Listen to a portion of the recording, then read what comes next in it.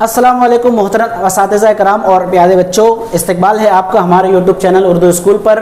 अगर आप हमारे चैनल पर नए हैं तो चैनल को सब्सक्राइब करके बाजू में बेल आइकन भी दबा दीजिए ताकि हमारे नए वीडियोस सबसे पहले आपके पास पहुंच सके। स्कॉलरशिप में ज़हनी आजमाइश का एक इम्पॉर्टेंट टॉपिक जो है मंतिक और इस्तिदलाल, उसका एक सब टॉपिक जो कि काफ़ी इम्पॉर्टेंट है, अहम है स्कॉलरशिप के तलबा के लिए, कतार में मकाम। ये टॉपिक हम लोग अच्छे से समझने वाले हैं, बहुत आसानी से। तो चलिए शुरू करते हैं हम कि इस टॉपिक में सवाल किस तरह से पूछा जाता है और उसको हल करने का कौन सा तरीका हो सकता है। इसमें एक कतार बताई जाती है और उसमें तलबा या कोई भी फ़र्द अफराद वगैरह खड़े हैं, इस तरह बताया जाता है। दरमियानी तालिबे इल्म का मकाम पूछा जाता है कुल तलबा की तादाद देकर, या अगर दरमियान का सवाल नहीं है तो ये पूछा जा सकता है कि फ़ुला तालिबे इल्म दाएं से फुला नंबर पर खड़ा है और बाएं से फुला नंबर पर खड़ा है, तो बताइए कि कतार में कुल कितने तलबा हो सकते हैं। तो इस तरीके के सवाल को हम लोगों को हल करना है। हल करने का आसान तरीका क्या होता है वो देख लेते हैं। सबसे पहले हम लोगों को दो फॉर्मूला देखना बहुत ज़रूरी है, और पहला फॉर्मूला है कुल तलबा और दूसरा फॉर्मूला है कुल तलबा। जी हाँ, कुल तलबा, दोनों फॉर्मूले में कुल तलबा है, लेकिन पहला फॉर्मूला ऐसा है जो कतार में दरमियानी तालिबे इल्म के बारे में सवाल होगा, और दूसरे फॉर्मूले में दरमियानी नहीं बल्कि तालिबे इल्म किसी भी जगह पर खड़ा हो सकता है, उसका दाएं से अलग नंबर हो सकता है और बाएं से अलग नंबर हो सकता है। तो चलिए पहला फॉर्मूला देखते हैं। दरमियानी तालिबे इल्म, दरमियानी तालिबे इल्म का नंबर, उसका नंबर शुमार कौन से नंबर पर है? ज़र्ब 2 नफी 1। ये पहला फॉर्मूला है, बिल्कुल आसान। दूसरा फॉर्मूला इस तरह रहेगा कि कुल तलबा है लेकिन दरमियानी तलबा नहीं है, बल्कि तालिबे इल्म जो है दरमियान में नहीं खड़ा हुआ है, वो अलग अलग जगह पर खड़ा हुआ है। तो कह सकते हैं दाएं से नंबर जमा बाएं से नंबर नफी 1। ये तालिबे इल्म दाएं जानिब से उसका क्या नंबर है और बाएं जानिब से उसका क्या नंबर है, उसमें से एक नफी कर देंगे तो ये हमारा फॉर्मूला बन जाएगा। तो चलिए हम अब आते हैं अपने सवाल पर। सवाल किस तरह से पूछा जाता है स्कॉलरशिप इम्तिहान में। तो बच्चों, ये था कतार में मकाम का कंसेप्ट यानी तसव्वुर। अब हम इस पर मबनी कुछ सवालात देखते हैं, आसान सवाल भी और मुश्किल सवाल भी देखेंगे। देखिए सवाल की किस्में होती है, आसान, मुश्किल और औसत। तो आसान सवाल इसमें किस तरह आ सकता है उसको भी देखते हैं, धीरे धीरे हम लोग मुश्किल की तरफ भी जाएंगे। देखिए, एक टिकट की कतार में 27 शख्स खड़े हैं, तो उस कतार में दरमियानी शख्स का नंबर कितना होगा? टिकट की एक कतार है जिसमें कुल 27 लोग खड़े हैं, तो दरमियान यानी उस कतार में दरमियानी शख्स का नंबर कितना होगा?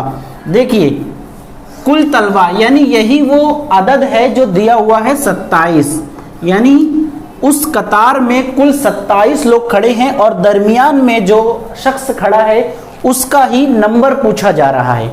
तो ये पहला वाला ज़ाब्ता हम लोग इस्तेमाल कर सकते हैं। देखिए दरमियान में जो शख्स खड़ा है उसका नंबर मालूम करना है, हम लोगों को मालूम नहीं, उसकी जगह x रख लेते हैं हम लोग, उसको ज़र्ब करेंगे 2 से और माइनस करेंगे 1। इसको हल कर लेंगे, हमारा जवाब आ जाएगा x। आसान है अगर आपको हल करने आता हो तो। देखिए सबसे पहले हम लोग इसको 1 को यहाँ लाएंगे तो नफ़ी हो जाएगा, नफ़ी होने के बाद यहाँ पे नफ़ी है तो यहाँ पर आकर जमा हो जाएगा, जमा के बाद ये 2 भी इस तरफ आ जाएगा तो x की कीमत निकल जाएगी। 2 ज़र्ब में है तो यहाँ पर आकर तकसीम में हो जाएगा, तकसीम करने के बाद जवाब बचेगा 14। यानी वो जो दरमियान में शख्स खड़ा है उसका मकाम 14 नंबर पर है वो, यानी उसके दाएं तरफ 13 है, उसके बाएं तरफ 13 है। ये तो है आम सा सवाल। थोड़ा सा और मुश्किल सवाल भी इसमें पूछा जा सकता है, जैसे इसी को उलट करके सवाल पूछ सकता है। एक कतार में दरमियानी तालिबे इल्म 17वें नंबर का हो तो उस कतार में कुल कितने तलबा हैं? दरमियानी, यहाँ पर दरमियानी का सवाल पूछ रहा था और कुल दे दिया था, अब यहाँ पर कुल दे दिया गया है और दरमियानी का यहाँ पर उल्टा कर रहा है, पहले जो है कुल तादाद दे दी गई थी, दरमियानी शख्स का नाम पूछा गया था, अब दरमियानी दे दिया गया। दरमियानी कितना दिया हुआ है? 17। जो दरमियान में खड़ा हुआ तालिबे इल्म है वो 17वें नंबर पर है। हम लोगों को जो निकालना है जवाब वो है कुल। कुल क्या आएगा जवाब? तो फॉर्मूला वही लगने वाला है, कुल की जगह पर कुछ नहीं लिखेंगे, x लिख सकते हैं। दरमियानी को ज़र्ब करेंगे 2 से और 1 निकाल देंगे। जरूरी नहीं है हर बार आप लोग इस तरह हल करें। देखिए दरमियानी है, उसको ज़र्ब करेंगे 2 से, डबल कर लेंगे तो हो जाएगा 17 दूनी 34। 34 में से 1 माइनस कर लेंगे तो हो जाएगा 33। तो इस तरह से हम लोग फौरन कम वक्त में भी ज़्यादा सवाल हल कर सकते हैं। चलिए आ जाइए, अब हम लोग दरमियानी को छोड़कर जो दूसरा वाला फॉर्मूला है हमारे पास उसको हल करके देखते हैं। इसमें भी से कैसे सवाल बनाए जा सकते हैं, बाएं से दाएं, यानी बाएं का नंबर और दायां नंबर दोनों दिया हुआ हो और कुल तलबा की तादाद पूछे, या कुल तलबा दे दे और दाएं वाला दे दे और बाएं वाला पूछ ले, दोनों में से कोई भी एक सवाल हो सकता है। अगला सवाल हम लोग यहाँ पर देख रहे हैं कि एक पोलिंग बूथ पर खड़ी हुई सविता के आगे से 28वां और पीछे से 13वां नंबर है। आगे से 28वां नंबर है और उसका पीछे से 13वां नंबर है। अब ये दाएं और बाएं की जगह आगे और पीछे लिख दिया गया, ऐसा हो सकता है। आगे से 28वां, पीछे से 13वां नंबर है और सवाल यही होगा कि उस कतार में कुल कितने, देखिए वही सवाल है, कतार में कुल कितने राय दहंदगान हैं, यानी कितने लोग वोट देने वाले। यही फॉर्मूला लगेगा, दोनों को जमा करके एक नफी कर देना है। जब हम लोग दोनों को जमा करने के लिए जाएंगे, देखिए कितना हो जाएगा जमा, 8 3 11, 11 का 1 हासिल के 1, ये 3 और 1 4, 4 में से 1 निकालेंगे बच जाएगा 40। ये हो गया हमारा जवाब, यानी उस लाइन में, उस कतार में 40 राय दहंदगान खड़े हुए हैं वोट देने के लिए। ये तो हो गया कुछ सिंपल से सवाल, लेकिन स्कॉलरशिप का मतलब ये हुआ इतने आसान सवाल नहीं। सवाल आसान होंगे, उसी तरीके के होंगे, लेकिन उसका जो तरीका होगा, उसका पैटर्न होगा, वो थोड़ा सा टफ करके पूछेगा, थोड़ा सा मुश्किल करके सवाल पूछेगा। अभी देखिए हम लोग कुछ और सवाल हल करते हैं जो आप लोगों को हो सकता है थोड़ा सा मुश्किल मालूम हो। जैसे मैं यहाँ पर एक सवाल बता रहा हूँ आपको, तलबा की कुल तादाद 57 रखने वाली क्लास में हाजिरी रजिस्टर में दरमियान में आने वाले बच्चे का रोल नंबर कितना होगा? आपको मालूम है रोल नंबर इस तरह लिखा जाता है रजिस्टर पे, यानी एक हिसाब से ये तलबा का जो नाम है उसका रोल नंबर वो उसके मकाम के बराबर है। यानी अगर किसी का रोल नंबर 3 है तो वो तीसरे नंबर पर खड़ा है। एक हिसाब से कतार का ही सवाल हो गया। टोटल बताया जा रहा है कि 57 स्ट्रेंथ है, यानी लास्ट नंबर जो है वो 57 है। अब 57 स्ट्रेंथ है और उसके दरमियान में आने वाला, यानी पहला वाला फॉर्मूला, यही फॉर्मूला लगेगा। क्या दे दिया गया? कुल तलबा दे दिया गया और दरमियान में आने वाले तलबा का नंबर शुमार कहो या रोल नंबर, बात एक ही है। तो यहाँ पर हम लोग ये ज़ाब्ता लगाएंगे। ये ज़ाब्ता लगाने के लिए कुल तलबा, यानी कुल तलबा रजिस्टर पर 57 है, दरमियानी तलबा नहीं मालूम है, ज़र्ब 2 करेंगे और 1 नफ़ी कर देंगे।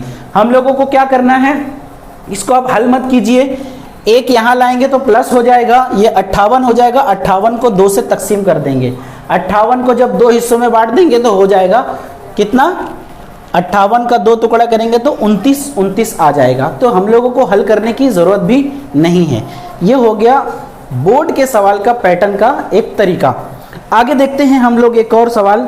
एक सीढ़ी के 26वें ज़ेने पर राहुल खड़ा है।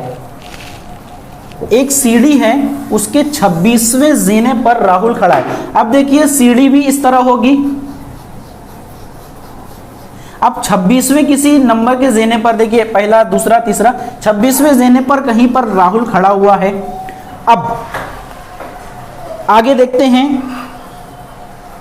वो ज़ेना सीढ़ी का दरमियानी ज़ेना हो तो सीढ़ी के कुल ज़ेने कितने होंगे? यानी यही सवाल है पहला वाला जो दरमियान का, लेकिन उलट पूछ लिया। यानी दरमियानी तालिबे इल्म का नाम दे दिया गया और कुल ज़ीने पूछ रहा है, यानी कुल तलबा का नाम पूछा, नंबर पूछा जा रहा है। तो क्या करेंगे, यही फॉर्मूला लगाएंगे।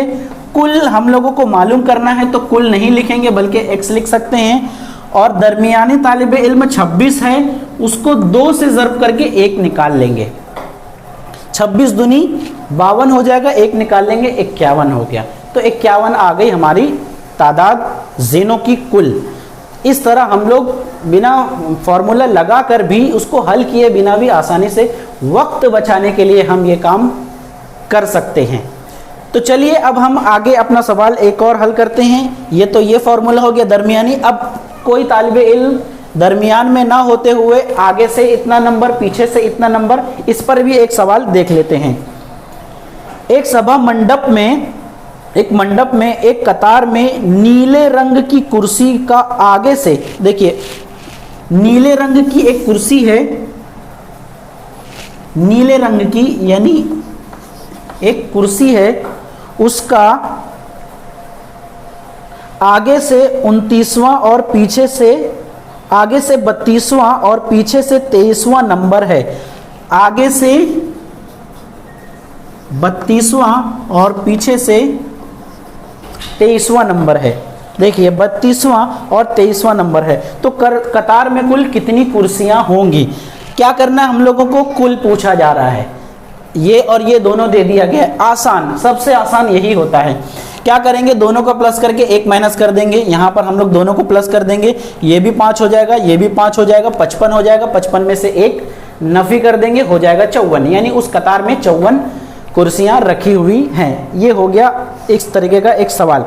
अब एक सवाल ऐसा जिसमें एक दिया हुआ हो और दूसरा मकाम पूछ ले। देखिए अगला सवाल, 74 तलबा में सलमान, यानी 74 कुल तलबा दे दिया गया। देखिए 74 तलबा में सलमान आखिर से 29वें मकाम पर खड़ा है, तो पीछे से बताइए कितने मकाम पर खड़ा रहेगा।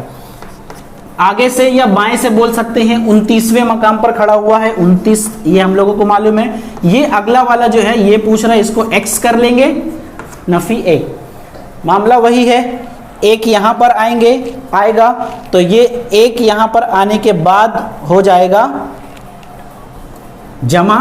जमा करने के बाद ये हो जाएगा 75 और ये हो गया 29 जमा x। x यही रहेगा और 29 जब यहाँ पर आ जाएगा तो 29 उसमें से माइनस हो जाएगा, यानी नफी कर देंगे। अब 75 में से जब हम लोग 29 निकाल देंगे तो जो भी जवाब आएगा वही हो जाएगा उसका पीछे से मकाम। देखिए